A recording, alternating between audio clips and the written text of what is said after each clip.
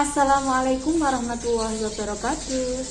Halo anak-anak kelas 9, ketemu lagi dengan Yuyus dalam pelajaran IPA, ilmu pengetahuan alam.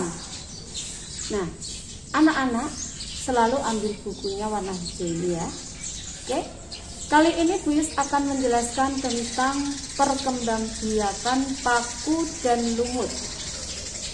Anak-anak bisa lihat di halaman 81. Nah, ini di halaman 81 ini yang A adalah tumbuhan paku ekor kuda dan yang B adalah tumbuhan petaris.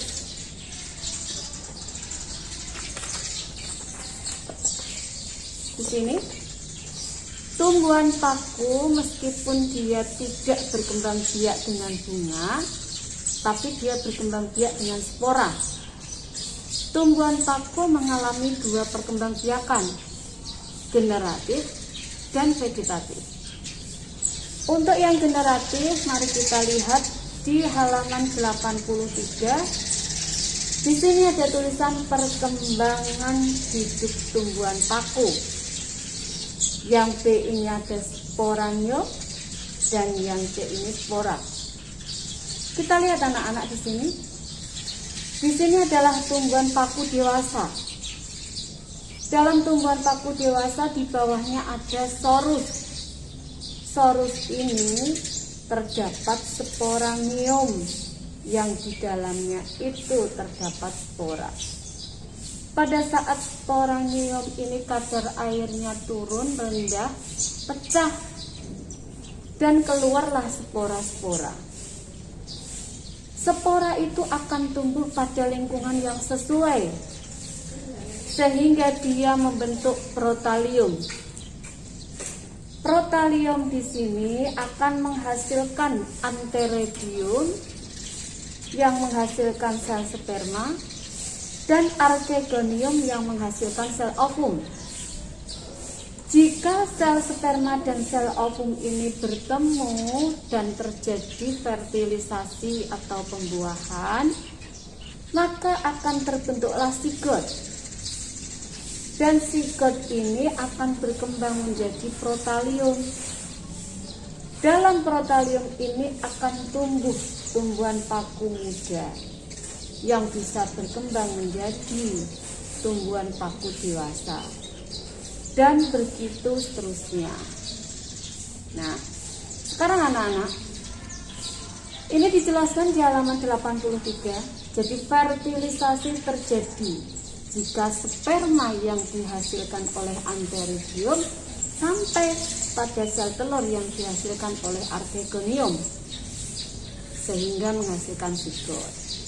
Nah, meskipun paku itu mempunyai flagela, tetapi dalam pergerakannya sperma tumbuhan paku tetap memerlukan air untuk proses pergerakannya.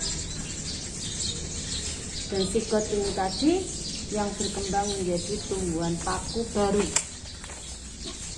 Yang berikutnya perkembangbiakan pada lumut.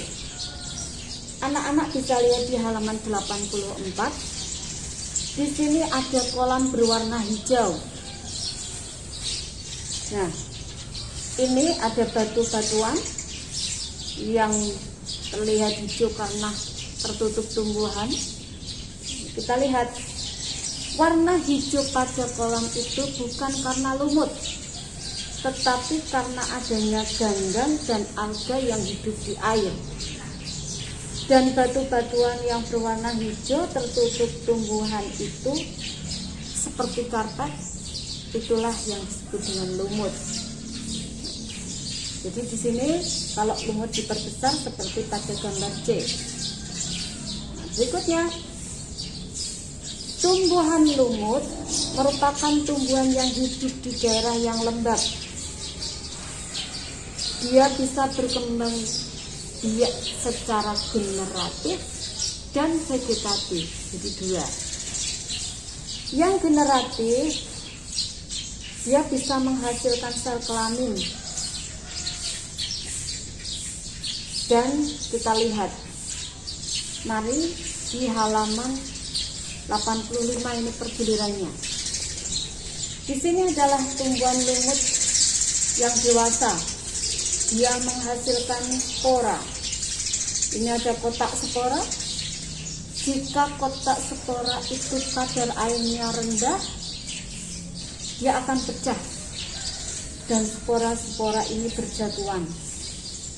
Jika pada kondisi lingkungan yang cocok untuk tumbuh spora itu, maka spora tadi akan tumbuh jadi protonema.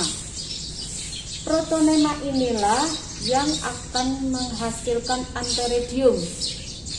Antheridium ini adalah penghasil sel sperma. Juga menghasilkan archegonium yang menghasilkan sel telur. Jika sel telur dan sel sperma bertemu, terjadilah proses pembuahan atau fertilisasi yang menghasilkan sigot. Sigot ini akan tumbuh menjadi tumbuhan lumut yang muda. Dan tumbuhan lumut yang muda ini akan berkembang dan tumbuh menjadi tumbuhan lumut dewasa dan seterusnya. Jadi perbedaan antara lumut dan paku, kalau paku sporanya tadi tumbuh jadi protalium, sementara kalau lumut tumbuh jadi protonema. Paham anak-anak? Nah sekarang yang vegetatif lumut itu mengalami perkembangbiakan vegetatif melalui kuncup atau gimei dan juga melakukan fragmentasi. Fragmentasi ini terjadi ketika tumbuhan lumut melepaskan sebagian tubuhnya untuk menjadi individu baru. Nah anak-anak, mari kita lihat di halaman 86. Di sini dituliskan, lumut merupakan kelompok tumbuhan yang masih sederhana. Lumut belum memiliki akar, batang, dan daun yang sejati. Secara umum, lumut dibagi menjadi 3. Di sini ini yang A adalah lumut hati, yang B lumut tanduk, dan yang C lumut daun. Nah, kita lanjut. Tumbuhan lumut memerlukan kondisi yang lembab untuk tumbuh dan berkembang biak. Tapi banyak juga jenis lumut yang dapat bertahan hidup pada kondisi yang kering dalam kurun waktu yang lama. Mereka dapat tumbuh pada tanah yang tipis dan pada tanah di mana tumbuhan lain tidak dapat hidup. Spora dari lumut ini bisa terbawa oleh angin. Spora akan tumbuh menjadi tumbuhan baru jika ada air dan komponen pendukung lainnya. Seringkali tumbuhan lumut itu bisa tumbuh pada lingkungan yang sudah rusak.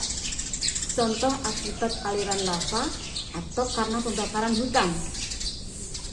Nah, karena itu makanya lumut disebut dengan tumbuhan perintis atau tumbuhan pionir.